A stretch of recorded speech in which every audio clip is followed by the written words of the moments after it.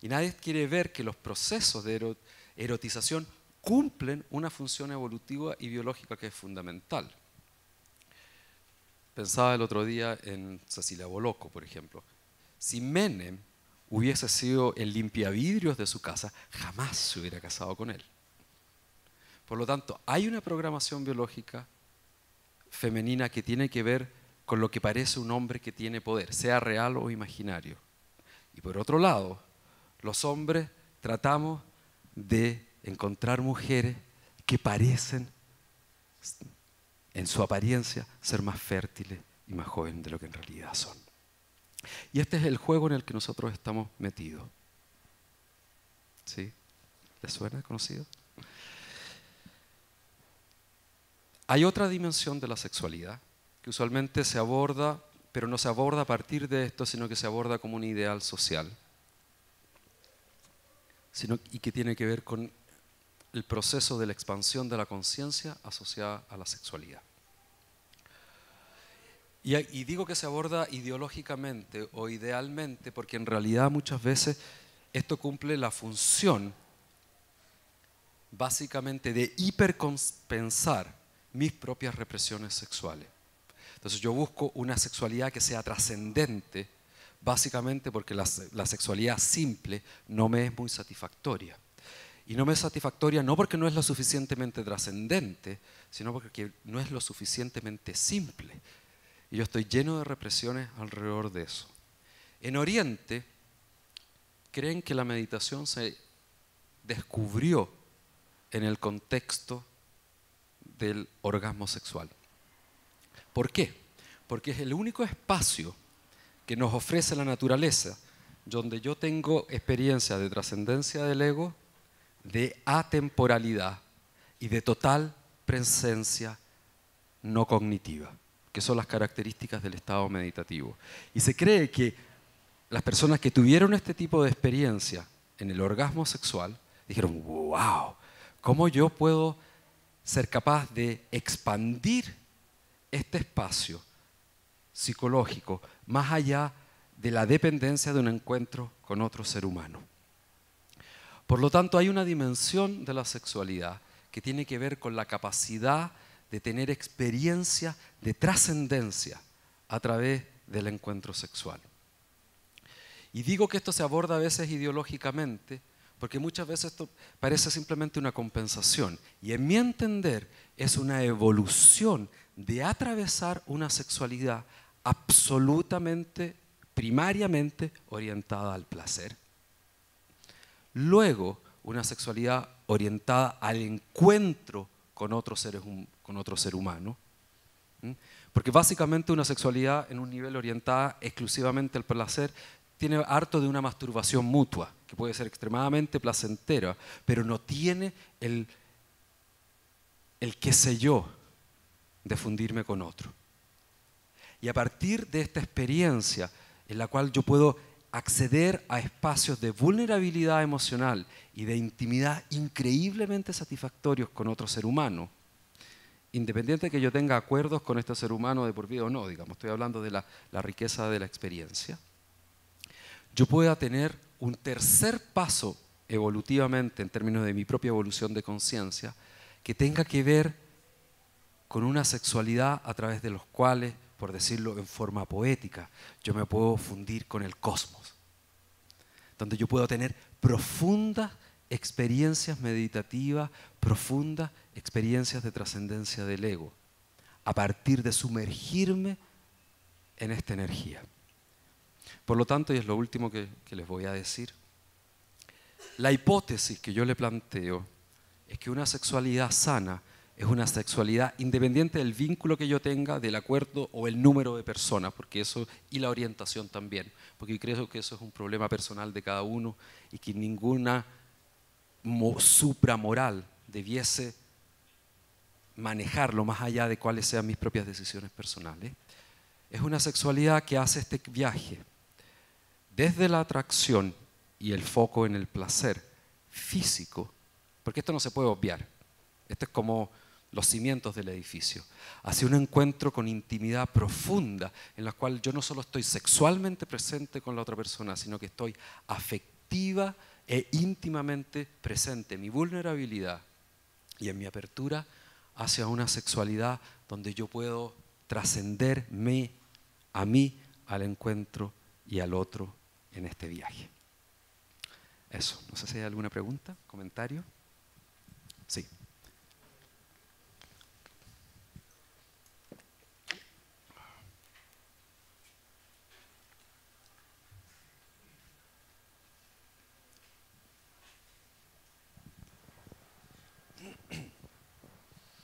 Me gustaría saber cómo la contraparte de cómo sanarse de la programación sexual represiva de la sociedad y de la cultura. ¿Se te ocurre algo?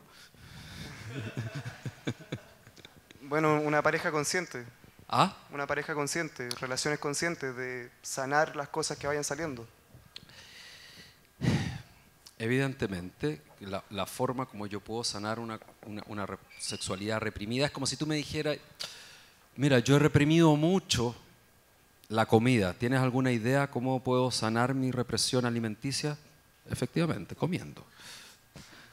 Y si comes cosas que te agradan y te gustan, mejor todavía. Si comes tu plato favorito, aún mejor.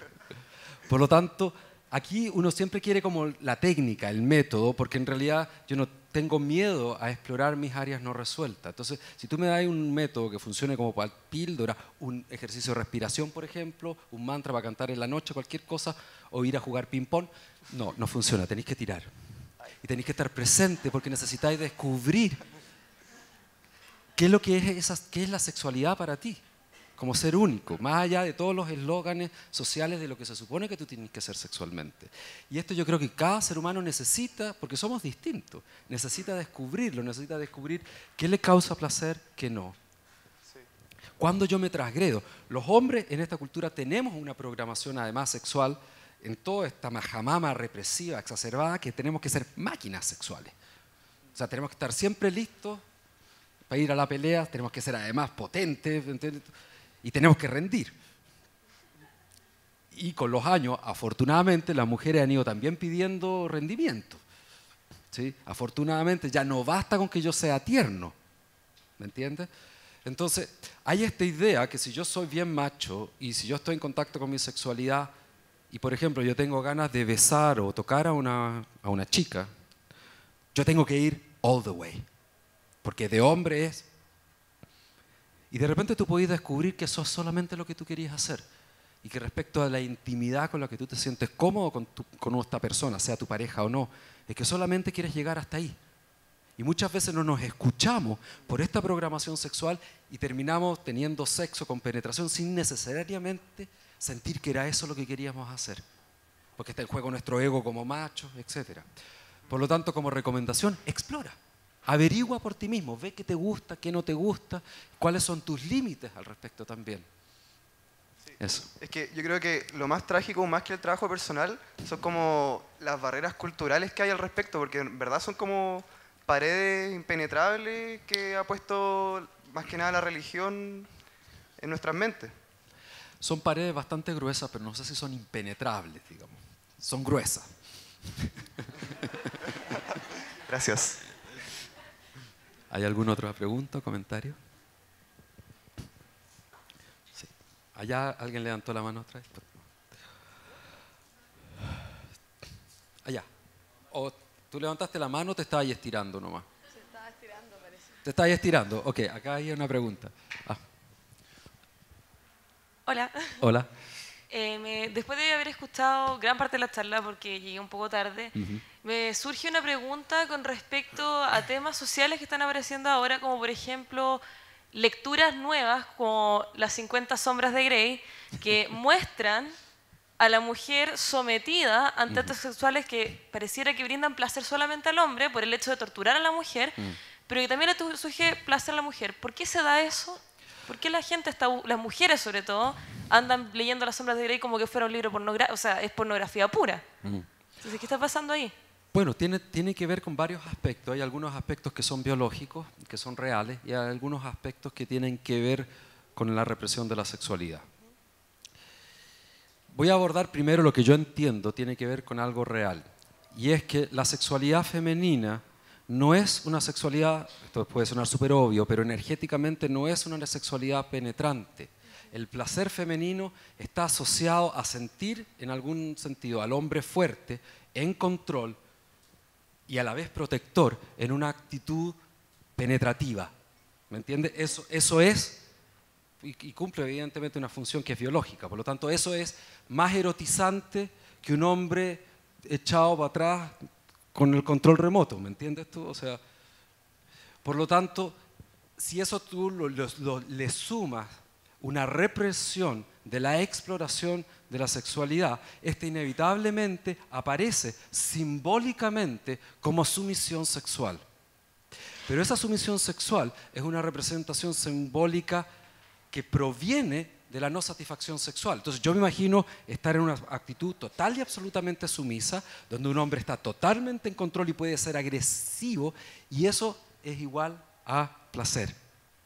¿Me entiendes? Porque en la práctica, y en mi experiencia, si una mujer se empodera con su propia sexualidad, puede también disfrutar el estar en control, sobre todo si está simbólica y físicamente sobre el macho, digamos, y además la capacidad de regular su propio placer sexual es muchísimo más grande que si está solamente en una posición receptiva. ¿Mm? Y culturalmente, evidentemente, como todo, o sea, ese libro tiene una visión que es fundamentalmente patriarcal. No sé si fue escrito por una mujer, fue escrito por una mujer, ¿no? Sí. ¿Ah?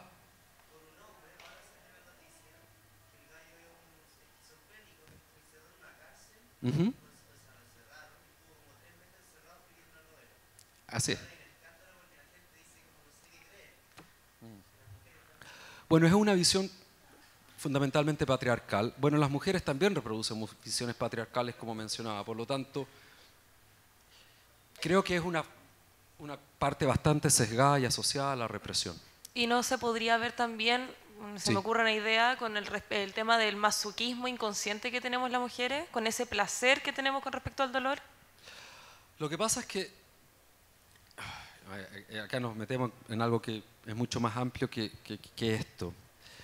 El masoquismo tiene que ver con una función psicológica en la cual yo no tengo mayor posibilidad de expresión agresiva hacia afuera, porque está cultural o social o emocionalmente bloqueado. Por lo tanto, el placer está en el proceso de descarga en la autoagresión, ¿me entiendes? Que esto fue una de las grandes discusiones que tuvo Reich con Freud asociado a la pulsión de muerte, etc. Y por lo tanto, evidentemente que si volvemos a lo que te dije antes, a que la sexualidad femenina tiende a ser más receptiva, biológicamente hablando, por una razón obvia, que la del hombre, si eso es exacerbado, evidente puede manifestarse como fantasías de sumisión y con fantasías masoquistas. Eso. ¿Qué más tenías? Tú tenías una pregunta. ¿Quién?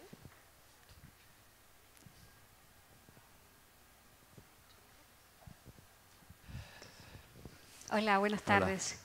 Quería preguntarte con respecto a una de las formas que tú planteaste, cómo se visualiza nuestra sociedad y cómo ves tú, considerando que existe otra cultura que nos muestra en forma indirecta como es la oriental, el tema de la educación, que es una cultura que ha nacido educada en lo que es el ámbito de la sexualidad, por decirlo entre paréntesis, lo que está relacionado con el tantra. Sí. ¿Cómo estaríamos nosotros, digamos, como sociedad para poder aceptar esto? A ver, primero creo que cuando hablamos de una cultura oriental estamos haciendo una enorme generalización como cuando hablamos de cultura occidental. O sea, nosotros y los noruegos estamos metidos en el mismo saco que es cultura occidental y las diferencias son abismantes. Por lo tanto, existen diversas visiones. Y también hay visiones románticas sobre eso, que provienen más de la lectura que de la posibilidad de haber viajado. Yo he estado 14 veces en India y puedo decirte que la cultura menos tántrica que exista en este planeta, el nivel de represión de la sexualidad en India es brutal. Normalmente ni siquiera existe el pololeo. Todos los matrimonios son arreglados en un 80% por los padres. Por lo tanto, o sea, además tú empiezas una vida afectiva y sexual con alguien que ni siquiera conociste muchas veces antes del mismo matrimonio. Y no existe la posibilidad, porque para las mujeres es absolutamente restringido y tú no puedes pololear, porque si estás pololeada estás manchada. Y es muy difícil que tú puedas obtener una pareja, y una mujer sin marido en la India es impensable. Sí. Sí. Con esto me refiero a que sí, entiendo lo que tú quieres transmitir, pero más bien me refería quizás a un hombre que se llama Barry Long, Sí, que, conozco a Barry Long. que él muestra una forma de educación Sí. que es a lo que nosotros podríamos acceder como Entiendo. cultura. O sea, entiendo lo que tú vas al otro lado, sí, es así, pero iba a este otro punto para no entrar, porque es verdad que hay diferencias. Sí. Lo que nosotros conocemos como Tantra hoy día ha sido fundamentalmente desarrollado por occidentales, pero se vende como que viene de Oriente. ¿Por qué? Porque efectivamente la tradición tántrica proviene de la India. Eso es un hecho. Pero los tántricas fueron destruidos por el hinduismo hace más de 600 años. No hay hoy día, o es muy raro encontrar, a no ser que sea gente que lo hace para occidentales, en la recuperación de esa tradición. Por lo tanto, lo que nosotros sabemos y conocemos como Tantra en Occidente ha sido desarrollado por gente como Barry Long y otras personas más, como Margot Anand y otros maestros tántricos, y que fundamentalmente está basado en textos antiguos indios, pero que hoy día eso es inexistente. Eso no existe en nuestra cultura, no existe en esa cultura. Por lo tanto, la visión tántrica, específicamente lo que propone Barry Long como una educación de la sexualidad, me parece fantástica como visión y me parece extremadamente interesante. Pero considerando lo que es nuestra realidad chilena, católica, es casi Walt Disney, ¿me entiendes? Creo que estamos lejísimos de eso, ¿me entendí? Porque la práctica sexual orientada a tener experiencias trascendentes necesita ciertos pasos previos que nosotros como cultura todavía estamos en la Edad Media. Por lo tanto, veo lejos la posibilidad de que eso ocurra idealmente más o menos luego. Creo que en las culturas nórdicas es más posible que eso exista, porque es una cultura que es abiertamente mucho más aceptadora de la sexualidad. Cuando las chicas comienzan a menstruar a los 13, 14 años, la mamá inmediatamente le empieza a dar pastillas, digamos. Más allá de las discusiones médicas que pueden haber con eso, hay una actitud de, ok, ahora tú puedes tener una vida sexual activa, así que aquí está, digamos. Eso. No sé si hay alguna otra pregunta o comentario. Hola, yo de nuevo. Sí, hola de nuevo. ¿Se te ocurrió algo al respecto? No, mi pregunta va por otra cosa ahora. Que este paso al patriarcado tan Sí. marcado, ¿te parece que fue algo intencional desde algún, como que fue intencionado, elaborado, o te parece que fue un paso necesario en la evolución humana? Depende cómo tú lo mires. Creo que representó un paso necesario en ciertos aspectos y creo que fue una calamidad en otros. Yo no sé si hubiéramos podido desarrollar cultura como nosotros las conocemos si hubiéramos seguido siendo tribus transhumantes. Creo que no. Pero emocional y sexualmente nos disparamos en las piernas con la invención de la propiedad privada. Eso es lo que en la práctica ocurrió. Entonces, desde el punto de vista de las relaciones humanas afectivas y sexualmente, el desarrollo de las sociedades agrícolas fue nefasto. Desde el punto de vista de la creación de cultura y de tener tiempo para poder reflexionar sobre el mundo, sobre la belleza, sobre el arte, fue fundamental. Eso. No sé si hay alguna otra pregunta o comentario. Sí. Hola. No escucho nada.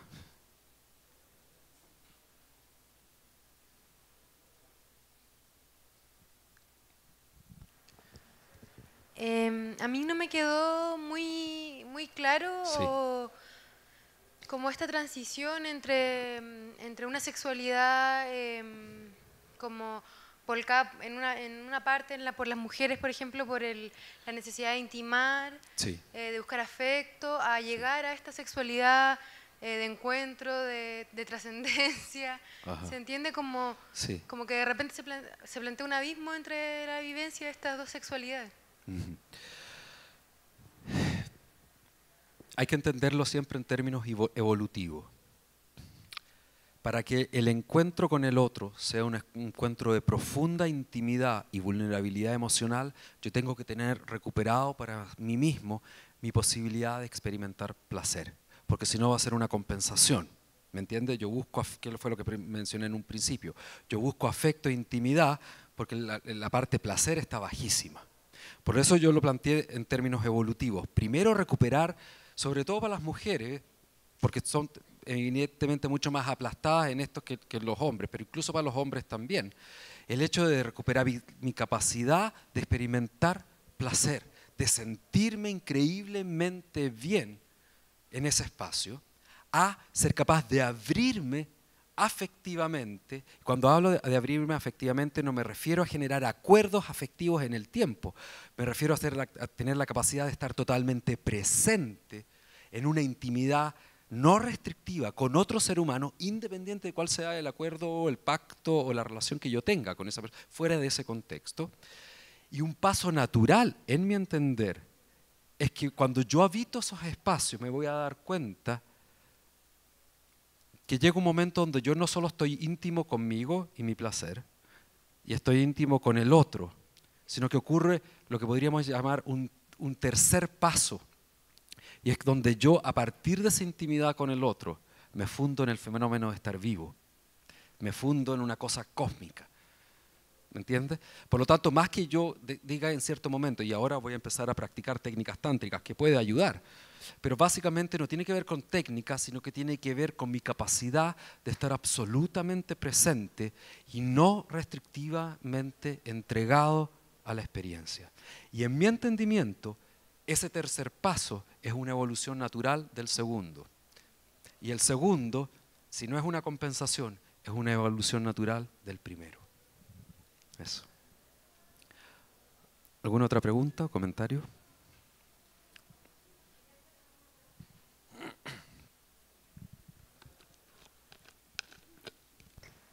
Considerando nuestra evolución como cultura, anoche había un programa en la televisión con respecto a los abusos sexuales de los niños.